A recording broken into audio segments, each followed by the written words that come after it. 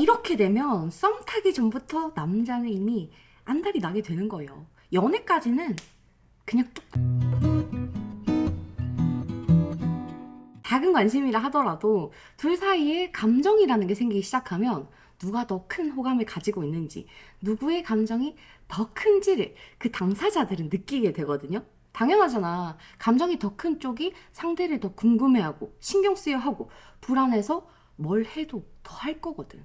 이런 안달나는 감정은 스스로가 아쉬운 쪽이라는 걸 느끼게 만들고 관계를 진전시키기 위한 적극적인 행동을 하게 만들어요. 여러분이 이걸 할 수 있다면 결국 좋아하는 사람이랑 사귀기가 훨씬 더 쉬워지게 된단 말이죠. 그래서 준비한 이번 이야기, 썸 타기 전부터 연애까지 남자를 안달나게 만드는 방법. 따단! 첫 번째, 썸 타기 전에 물밑 작업. 여럿이 만나는 모임이나 학교 동아리에서 만나가지고 서로 미묘한 느낌을 주고받을 때가 있잖아. 썸은 아니고 썸 전에 기류를 탈 때. 사실 이때부터 남자를 안달나게 만들 수 있는 방법은 있어요. 플러팅하고 견제하게 만들기가 그거야. 여러분이 간접적으로 남자한테 호감이 있다는 티를 일단 은근히 내요. 그리고 난 다음에 다른 사람들이 여러분한테 높은 인간적인 호감을 가지게 만들면 끝나는 거야. 오해하지 말아요. 온갖 때 탁기를 부리고 다니란 얘기가 아니야. 이때 쓰는 건 오로지 친절밖에 없어. 예를 들어 관심 있는 남자가 뭘 흘렸을 때 그걸 딱 보고 티슈를 줬어.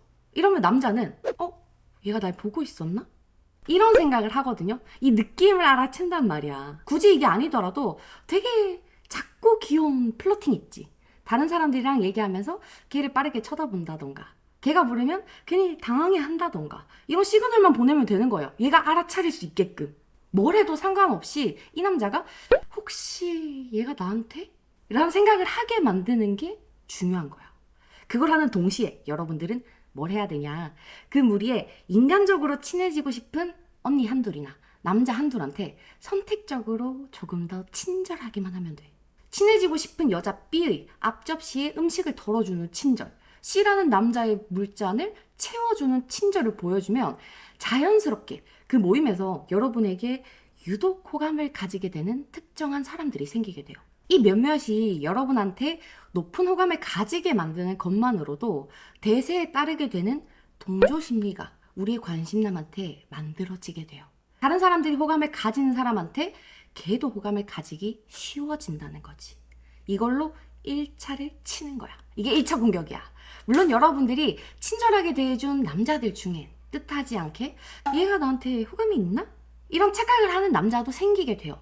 생각보다 남자들이 착각을 잘하거든.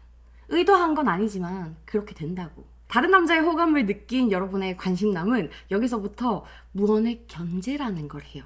이게 썸 전에 느끼는 안달나는 기분인 거야.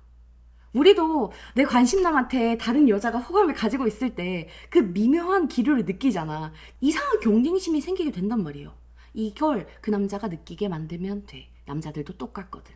말로 설명해서 어려운데 실제로는 그렇게 어렵지 않아요. 근데 만약 여러분의 관심남이 좀 소심하거나 주눅이 들어있는 스타일이라서 이런 플러팅을 하기에는 조금 무리가 있다 이런 생각이 들 수도 있잖아. 그럼 우리가 선택적으로 좀 더 친절할 수 있는 B, C의 사람들은 여자로 한정 지으면 돼요. 그것만 해도 동조심리라는 게 움직이게 되니까. 이걸 잘못 이해해서 안주가 나왔을 때 온갖 사람들의 앞접시에 다 나눔을 해주는 그런 친절 말고 선택적인 친절을 잘 쓰란 말이죠. 이해했지? 두 번째, 예측할 수 없는 썸. 본격적인 썸은 2번 이상의 만남부터 시작되는데 이 썸은 3주 이상을 넘어가게 되면 연애로 진행되기가 조금 어려워져. 썸을 오래 탄다는 것 자체가 사귈 정도로 확 끌리지 않는다는 거에 더 가까워서 그런 거예요. 남자가 여러분을 만나면서 계속 생각이 나고 얘기하면 재밌고 아프다는 말을 들으면 신경 쓰이는 것 같은 여러 가지 감정의 변화를 느껴야 되는데 얘가 뭘 해도 그냥 적당히 좋아 이런 상태니까 썸이 길어지는 거라고. 그럼 이때 우리가 뭘 해야 되겠어? 이 남자가 감정의 동요를 느끼게 만들어야 되겠죠. 그래서 썸일 때부터 본격적인 끼부리기도 나오는 거고 밀당도 나오는 거고 반전 포인트를 만들어야 하는 거란 말이야. 이게 다 플러팅의 영역인 거예요. 이 모든 것들이 그냥 다 어렵고 복잡하다 이런 생각이 드는 분들은 머릿속에 예측 불가 이 네 글자만 기억하면 동료를 만들기가 쉬워져. 이게 무슨 말이냐면 그 남자가 여러분한테 얘는 이런 사람이다 라는 걸 분명하게 읽히지 말라는 거야. 처음에 그 남자가 여러분을 봤을 때 마냥 즐겁고 해맑은 애라고 생각을 했어. 이게 세네 번째 만남까지 이어지는 건 좋은데 그 후에는 진지한 생각이나 가치관을 말할 수 있는 예측 불가의 모습을 보여주는 게 필요하다는 거죠. 여러분이 내성적이고 조용한 성격이라면 걸스 힙합이나 러닝같이 활동적인 취미, 의외의 취미를 즐기고 있다 이런 걸 얘기하는 것도 예측 불가한 모습이 될 수 있다는 거예요.